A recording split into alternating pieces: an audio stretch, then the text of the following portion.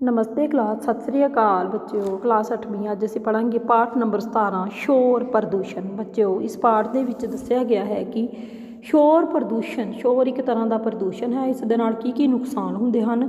सब तो वड्डा नुकसान इसदा कन्नां ते हुंदा है। कन्नां दी सुन शक्ति कमज़ोर हो जाती है। कई बार कन्नां दे पर्दे जिहड़े है वो फट भी जाते हैं। दूसरा ज़्यादा शोर सुनने दे नाल ज़्यादा आवाज़ां सुनने दे नाल साडे दिल ते भी असर पैंदा है। कुछ लोगों को हार्ट अटैक कैंसर इस तरह दी बीमारियां बीपी का हाई लो होना इस तरह दी बीमारियां जिहड़ियां शोर दे नाल लग जांदियां हन। इस तरह बच्चों शोर प्रदूषण तो वध बचना चाहिए है। तो आप भी तुहानूं इन्हां नियमां दा पालन इस गल का पालन करना चाहिए है कि शोर प्रदूषण ना मचाया जाए। तो जिथे भी शोर प्रदूषण होवे उत्थे रोक लगाने की कोशिश की जाए। असीं अज इस पाठ पढ़ांगे। पाठ दे विच बलतेज नाम का एक मुंडा हुंदा है जिहड़ा कि बहुत ज़्यादा सियाना हुंदा है। शहर के एक वड्डे स्कूल विच 8वीं जमात विच पढ़दा सी। एक दिन तीजे पीरीयड विच बलतेज लाइब्रेरी विच आया। लाइब्रेरीयन की मेज़ ते पई एक किताब उत्ते उसकी नज़र पई। किताब का नाम सी बहादरी दी मूरत सुनीता विलियम्स। उस किताब प्रति बलतेज की उत्सुकता एकदम वध गई। मैडम ने उसनूं कहा चाहिदी है। उसने कहा हाँ जी मैडम चाहिदी है। फिर अजे वो बह के कुछ होर किताब उसने कहा कि अज बैठ के कुछ होर किताब पढ़ लो। मैं इसनूं रजिस्टर उत्ते चढ़ा लैनी हाँ अज ही आई है।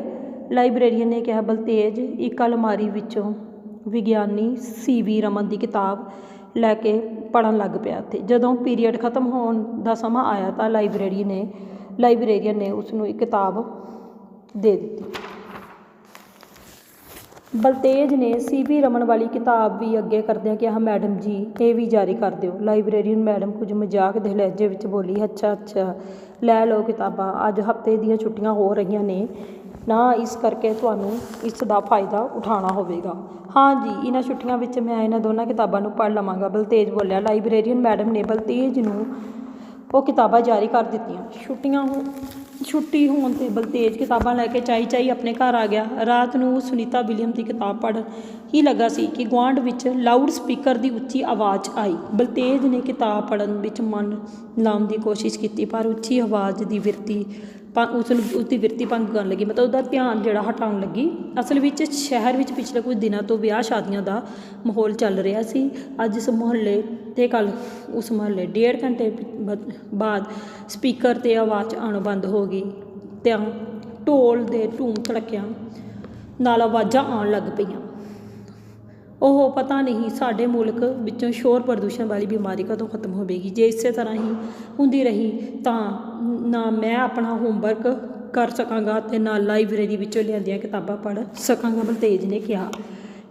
एक सलाह देनी उसकी दीदी ने कहा कि बलतेज की दीदी ने कहा कि सानू हफ्ते दियां छुट्टियां हो गई ने क्यों ना असीं मामा जी के घर चल पईए उत्थे जाके असीं किताबां पढ़ांगे। बलतेज बड़ा खुश होया। उन्होंने मामा जी के घर जाने का प्रोग्राम बना लिया। दोनों मामा जी के घर चले गए और रस्ते दे विच इहदी भैन नूं कह रही थी कि पापा ही कह रहे हैं कि 3-4 दिनों तक वोटां वालियां का प्रचार भी शुरू हो रहा है। अगले दिन बलतेज ने मम्मी नूं आख्या कि वोटां वालियां ने भी खूब रौला पाना है तो असीं ना सो सकांगे ना पढ़ सकांगे। इस करके सानू नानके घर जाना चाहिए। उत्थे जाके घट्टो घट्ट आराम तो कर लवांगे तो नाल पढ़ भी लवांगे।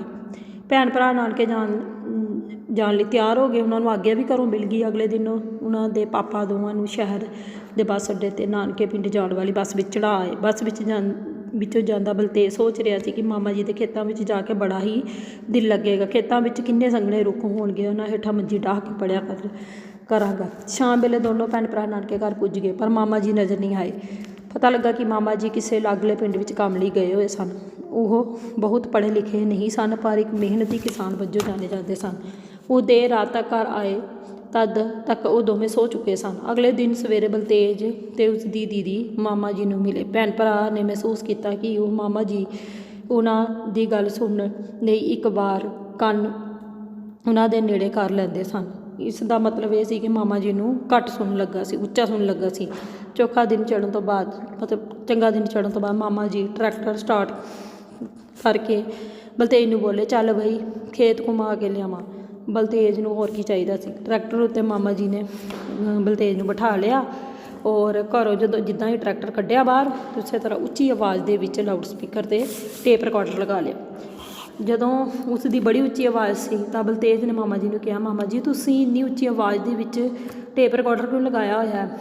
ਅਤੇ ਮਾਮਾ ਜੀ ਬੋਲੇ, ਇਹਦੇ ਨਾਲ ਤਾਂ ਚੰਗਾ ਲੱਗਦਾ ਹੈ ਮੈਨੂੰ ਟਰੈਕਟਰ ਚਲਾਉਣਾ। ਤਾਂ ਬਲਤੇਜ ਬੋਲਿਆ, ਮਾਮਾ ਜੀ ਹੁਣ ਮੈਨੂੰ ਪਤਾ ਲੱਗਾ ਤੁਹਾਨੂੰ ਸੁਣਾਉਂਦਾ ਕਿਉਂ ਘੱਟ ਹੈ। ਤੁਸੀਂ ਇੰਨੀ ਉੱਚੀ ਆਵਾਜ਼ ਦੇ ਵਿੱਚ ਟੇਪ ਰਿਕਾਰਡਰ ਸੁਣਦੇ ਹੋ ਤਾਂ ਹੀ ਤੁਹਾਨੂੰ ਸੁਣਨਾ ਘੱਟ ਹੋ ਗਿਆ। ਮਾਮਾ ਜੀ ਨੇ ਟੇਪ ਬੰਦ ਕਰ ਦਿੱਤੀ। ਖੇਤ ਪੁੱਜਣ 'ਤੇ ਬਲਤੇਜ ਨੂੰ ਦੁੱਖ ਭਰੀ ਹੈਰਾਨੀ ਹੋਈ ਕਿ ਜਿਹੜੇ ਰੁੱਖ ਵੇਖਣ ਦਾ ਸੁਪਨਾ ਉਹ ਅੱਖਾਂ ਵਿੱਚ ਲੈ ਕੇ ਆਇਆ ਸੀ ਤਾਂ ਉਹ ਰੁੱਖ ਕੱਟੇ ਜਾ ਚੁੱਕੇ ਸਨ। ਕੇਵਲ 1-2 ਅਮਰੂਦਾਂ ਦੇ ਬੂਟੇ ਬਚੇ ਸਨ। ਪੁੱਛਣ 'ਤੇ ਪਤਾ ਲੱਗਾ ਕਿ ਉਹ ਕਿਸੇ ਠੇਕੇਦਾਰ ਨੇ ਚੰਗੇ ਪੈਸੇ ਦੇ ਕੇ ਵੱਢ ਦਿੱਤਾ ਸੀ। ਤਾਂ ਜੇਕਰ ਰੁੱਖ ਨਾ ਹੋਣਗੇ ਬੱਚੋ, ਰੁੱਖ ਵੀ ਪ੍ਰਦੂਸ਼ਣ ਨੂੰ ਘੱਟ ਕਰਦੇ ਹਨ। ਰੁੱਖ ਜਿਹੜੇ ਹੈ ਵਾਤਾਵਰਨ ਦੇ ਵਿੱਚ ਗੰਦੀਆਂ ਅਤੇ ਜ਼ਹਿਰੀਲੀਆਂ ਗੈਸਾਂ ਨੂੰ ਗ੍ਰਹਿਣ ਕਰਕੇ ਸਾਨੂੰ ਸਾਫ਼ ਸੁਥਰੀ ਸ਼ੁੱਧ ਹਵਾ ਦਿੰਦੇ ਹਨ। ਜੇਕਰ ਰੁੱਖ ਹੀ ਨਹੀਂ ਹੋਣਗੇ ਤਾਂ ਬੜਾ ਨੁਕਸਾਨ ਹੋਵੇਗਾ। ਸਾਨੂੰ ਸਾਹ ਲੈਣ ਲਈ ਸ਼ੁੱਧ ਆਕਸੀਜਨ ਗੈਸ ਵੀ ਨਹੀਂ ਮਿਲੇਗੀ। ਠੀਕ ਹੈ, ਅਨਾਜ, ਫਲ ਫਰੂਟ, ਕਈ ਤਰ੍ਹਾਂ ਦੀਆਂ ਜੜੀ ਬੂਟੀਆਂ, ਦਵਾਈਆਂ ਜਿਹੜੀਆਂ ਸਾਰੀਆਂ ਰੁੱਖਾਂ ਤੋਂ ਬਣਾਈਆਂ ਜਾਂਦੀਆਂ ਹਨ ਅਤੇ ਰੁੱਖ ਹੀ ਕੱਟੇ ਗਏ ਤਾਂ ਹੋਰ ਮੁਸ਼ਕਿਲ ਹੋ ਜਾਵੇਗਾ। ਮਾਮਾ ਜੀ ਨੇ ਕੋਠੇ ਵਿੱਚ ਪਈ ਇੱਕ ਛੋਟੀ ਮੰਜੀ ਰੱਖਦੇ ਕਿ ਲੈ ਬਈ ਤੂੰ ਇੱਥੇ ਬਹਿ ਜਾ। ਅਮਰੂਦ ਦੇ ਥੱਲੇ ਉਸ ਬੱਚੇ ਨੂੰ ਬਿਠਾ ਦਿੱਤਾ। ਜਦੋਂ ਦਿਲ ਕੀਤਾ ਅਮਰੂਦ ਤੋੜ ਕੇ ਖਾ ਲਵਾਂ। ਬਲਤੇਜ ਉਹਨਾਂ ਦੀ ਬਾਂਹ ਫੜ ਕੇ ਬੋਲਿਆ, ਮਾਮਾ ਜੀ ਮੈਂ ਤਾਂ ਬਹਿ ਜਾਂਦਾ ਹਾਂ ਪਰ ਤੁਸੀਂ ਮੇਰੇ ਨਾਲ ਬਹਿ ਜਾਓ, ਕੋਈ ਗੱਲ ਨਹੀਂ ਕਰਨੀ ਹੈ ਤੁਹਾਡੇ ਨਾਲ। ਮਾਮਾ ਜੀ ਬੜੇ ਉਤਸੁਕਤਾ ਦੇ ਨਾਲ ਦੇ ਵੱਲ ਕੰਨ ਕਰ ਦਿੱਤਾ। ਬਲਤੇਜ ਨੇ ਪੁੱਛਿਆ, ਦੱਸੋ ਤੁਸੀਂ ਹਮੇਸ਼ਾ ਤੋਂ ਹੀ ਇੰਨੀ ਉੱਚੀ ਆਵਾਜ਼ ਕਰਕੇ ਗਾਣੇ ਸੁਣਦੇ ਹੋ? ਮਾਮਾ ਜੀ ਇੱਕਦਮ ਬੋਲੇ, ਹਾਂ ਘੱਟ ਆਵਾਜ਼ ਨਾਲ ਤਾਂ ਕੋਈ ਮਜ਼ਾ ਹੀ ਨਹੀਂ ਆਉਂਦਾ ਮੈਨੂੰ, ਜਿੰਨੀ ਉੱਚੀ ਆਵਾਜ਼ ਹੋਏਗੀ ਉਨਾ ਜੋਸ਼ ਆਉਂਦਾ। ਇਹ ਸੁਣ ਕੇ ਬਲਤੇਜ ਮਾਮਾ ਜੀ ਨੂੰ ਉੱਚਾ ਸੁਣਨ ਦਾ ਭੇਦ ਸਮਝ ਆ ਗਿਆ ਸੀ। ਉਸਨੇ ਅਗਲਾ ਸਵਾਲ ਕੀਤਾ, ਮਾਮਾ ਜੀ ਤੁਹਾਨੂੰ ਪਤਾ ਹੈ ਕਿ ਮੈਂ ਨਾਨਕੇ ਕਿਉਂ ਆਇਆ ਹਾਂ? ਮਾਮਾ ਜੀ ਹੱਸ ਪਏ, ਮਿਲਣ ਆਇਆ ਹੋਏਗਾ, ਹੋਰ ਕਾਹਦੇ ਵਾਸਤੇ ਆਉਣਾ? ਠੀਕ ਆ ਮਾਮਾ ਜੀ, ਮਿਲਣ ਤਾਂ ਆਇਆ ਹੈ ਪਰ ਮੈਨੂੰ ਸਕੂਲ ਤੋਂ ਮੈਂ 2 ਕਿਤਾਬਾਂ ਜਿਹੜੀਆਂ ਹੈ ਉਹ ਜਾਰੀ ਕਰਵਾਈਆਂ ਸੀ ਪੜ੍ਹਨ ਦੇ ਲਈ। ਔਰ ਸਾਡੇ ਸ਼ਹਿਰ ਦੇ ਵਿੱਚ ਬਹੁਤ ਜ਼ਿਆਦਾ ਰੌਲਾ ਹੋਣ ਦੇ ਕਾਰਨ, ਸ਼ੋਰ ਸ਼ਰਾਬਾ, ਵਿਆਹ ਸ਼ਾਦੀਆਂ ਹੋਣ ਦੇ ਕਾਰਨ ਤਾਂ ਬਹੁਤ ਜ਼ਿਆਦਾ ਸ਼ੋਰ ਸੀ, ਜਿਸ ਕਾਰਨ ਮੈਂ ਉਸ ਆਵਾਜ਼ ਤੋਂ ਪਰੇਸ਼ਾਨ ਹੋ ਚੁੱਕਾ ਸੀ ਅਤੇ ਕਿਤਾਬਾਂ ਨਹੀਂ ਪੜ੍ਹ ਪਾ ਰਿਹਾ ਸੀ। ਇਸ ਕਰਕੇ ਹੀ ਮੈਂ ਪਿੰਡ ਆਇਆ ਸੀ। ਔਰ ਇੱਥੇ ਆ ਕੇ ਦੇਖਿਆ ਕਿ ਤੁਸੀਂ ਟੇਪ ਰਿਕਾਰਡਰ ਦੀ ਇੰਨੀ ਉੱਚੀ ਆਵਾਜ਼ ਜਿਹੜੀ ਹੈ ਉਹ ਲਗਾ ਕੇ ਚੱਲਦੇ ਹੋ ਤਾਂ ਮੇਰਾ ਮਨ ਹੋਰ ਖਰਾਬ ਹੋ ਗਿਆ। ਔਰ ਇੰਨੀ ਕੁ ਆਵਾਜ਼ ਨਾਲ ਤੇਰਾ ਸਿਰ ਦੁਖਣ ਲੱਗ ਪਿਆ? ਮਾਮਾ ਜੀ ਉਸ ਨੂੰ ਕਹਿਣ ਲੱਗੇ ਕਿ ਮੈਂ ਤਾਂ ਰੋਜ਼ ਹੀ ਇਸ ਤਰ੍ਹਾਂ ਕਰਦਾ, ਅੱਜ ਕੱਲ੍ਹ ਦੇ ਤਾਂ ਬੱਚਿਆਂ ਨੂੰ ਦੇਖੋ ਕੀ ਹੋ ਗਿਆ, ਥੋੜ੍ਹੀ ਜਿਹੀ ਆਵਾਜ਼ ਵੀ ਨਹੀਂ ਸੁਣ ਸਕਦੇ। ਮਾਮਾ ਜੀ ਹੱਸਦੇ ਹੋਏ ਬੋਲਣ ਲੱਗੇ ਕਿਉਂਕਿ ਉਹਨਾਂ ਨੂੰ ਪਤਾ ਨਹੀਂ ਸੀ ਇਸ ਗੱਲ ਦਾ। ਔਰ ਇਸੇ ਕਰਕੇ ਤੁਸੀਂ ਮੇਰੀ ਗੱਲ ਸੁਣਨ ਵਾਸਤੇ ਬਾਰ-ਬਾਰ ਮੇਰੇ ਅੱਗੇ ਕੰਨ ਕਰਦੇ ਹੋ। ਬਲਤੇਜ ਨੇ ਉਹਨਾਂ ਨੂੰ ਕਿਹਾ, ਤੁਹਾਨੂੰ ਬੁਲਾਉਣ ਵਾਸਤੇ 2-3 ਉੱਚੀਆਂ ਆਵਾਜ਼ਾਂ ਦੇਣੀਆਂ ਪੈਂਦੀਆਂ ਹਨ। ਮੇਰੀ ਇੱਕ ਕਿਤਾਬ ਵਿੱਚ ਲਿਖਿਆ ਹੈ ਕਿ ਅਸੀਂ ਇੱਕ ਖਾਸ ਲੈਵਲ ਦੀਆਂ ਆਵਾਜ਼ਾਂ ਹੀ ਆਸਾਨੀ ਨਾਲ ਸੁਣ ਸਕਦੇ ਹਾਂ। ਮਤਲਬ ਡਾਕਟਰ ਦੇ ਅਨੁਸਾਰ 45 ਡੈਸੀਬਲ ਤੱਕ ਦੀਆਂ ਆਵਾਜ਼ਾਂ ਹੀ ਆਸਾਨੀ ਦੇ ਨਾਲ ਸੁਣ ਸਕਦੇ ਹਾਂ। ਮਤਲਬ ਡਾਕਟਰਾਂ ਦੇ ਅਨੁਸਾਰ ਕੰਨਾਂ ਲਈ ਪ੍ਰਦੂਸ਼ਣ, ਜਿੰਨੀ ਉੱਚੀ ਆਵਾਜ਼ ਵਿੱਚ ਅਸੀਂ ਸੁਣਾਂਗੇ ਉਹ ਕੰਨਾਂ ਲਈ ਪ੍ਰਦੂਸ਼ਣ ਬਣ ਜਾਂਦੀ ਹੈ ਅਤੇ ਸੁਣ ਸ਼ਕਤੀ 'ਤੇ ਬੜਾ ਹੀ ਨੁਕਸਾਨ ਪਹੁੰਚਾਉਂਦੀ ਹੈ। ਮਾਮਾ ਜੀ ਦੇ ਮਨ ਵਿੱਚ ਹੈਰਾਨੀ ਝਾਕਣ ਲੱਗੀ। ਅੱਛਾ, ਇਸਦਾ ਮਤਲਬ ਹੋਇਆ ਕਿ ਮੈਨੂੰ ਜਿਹੜਾ ਉੱਚਾ ਸੁਣਦਾ ਹੈ ਉਸ ਉੱਚੀ ਆਵਾਜ਼ ਵਿੱਚ ਗਾਣੇ ਸੁਣਨਾ ਚਾਹੁੰਦਾ ਹੈ? ਬਲਤੇਜ ਨੇ ਬੋਲਿਆ, ਹਾਂ ਮਾਮਾ ਜੀ। ਬਲਤੇਜ ਉਹਨਾਂ ਨੂੰ ਰੋਕਦਾ ਬੋਲਿਆ, ਮਾਮਾ ਜੀ ਤੁਸੀਂ ਟੇਪ ਰਿਕਾਰਡਰ ਜਿਹੜਾ ਹੈ ਰੋਜ਼ ਲਗਾ ਲਿਆ ਕਰੋ ਪਰ ਉਸ ਦੀ ਆਵਾਜ਼ ਓਨੀ ਕੁ ਰੱਖੋ ਜਿੰਨੀ ਕਿ ਤੁਹਾਨੂੰ ਸੁਣਾਈ ਦੇ ਸਕੇ। ਜ਼ਿਆਦਾ ਉੱਚੀ ਆਵਾਜ਼ ਵਿੱਚ ਤੁਹਾਡਾ ਨੁਕਸਾਨ ਹੋਵੇਗਾ। ਮਾਮਾ ਜੀ ਨੇ ਬਲਤੇਜ ਦੀ ਗੱਲ ਮੰਨ ਲਈ ਔਰ ਉਸ ਨੇ ਸੋਚ ਲਿਆ ਕਿ ਅੱਗੋਂ ਤੋਂ ਜ਼ਿਆਦਾ ਉੱਚੀ ਆਵਾਜ਼ ਵਿੱਚ ਗਾਣੇ ਨਹੀਂ ਸੁਣੇਗਾ।